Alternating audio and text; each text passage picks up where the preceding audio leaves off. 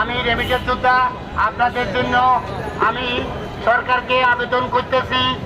আমরা রেমিটেন্স যোদ্ধা ভাতা চাই, প্রবাসী লোন মাফ চাই, সন্তানদের চাকরি চাই এবং এই মুহূর্তে নোয়াখালী বিভাগ চাই। যে সরকার আসেন ভাই, আমরা নোয়াখালীতে প্রবাসী বেশি ভাই, আমরা এই দেশকে উন্নত করে যাই।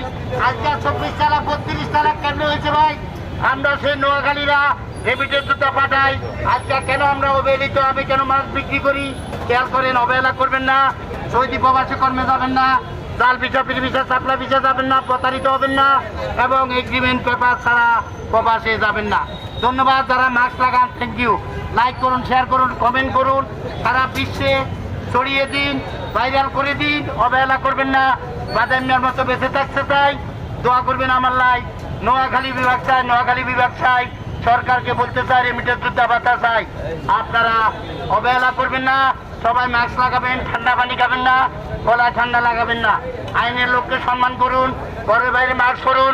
মাস্ককে অবহেলা নয়, পুলিশকে অবহেলা নয়। রেমিটেন্স যোদ্ধা সৌদি প্রবাসী অবহেলা করবেন না।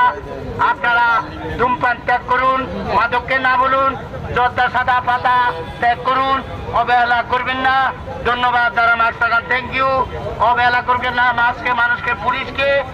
আপনারা ধন্যবাদ। লাইক শেয়ার করবেন।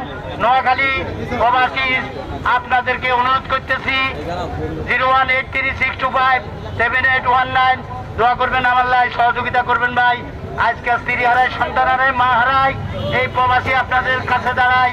আপনারা দোয়া করবেন এবং সারা বিশ্বে ভাইরাল করবেন। ধন্যবাদ।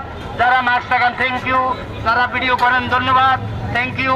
আমি চাই আমার দেশকে উন্নত করি। মহিলারা মাস্ক লাগান, চেহারা ভালো থাকবে, মেকআপ লাগবে না, ঘরের বাইরে ওলা ছাড়া আসবেন না, মহিলারা ধূমপান করবেন না, ক্যান্সার ডেকে আনবেন না। ধন্যবাদ। যারা মাস্ক লাগান, থ্যাংক ইউ।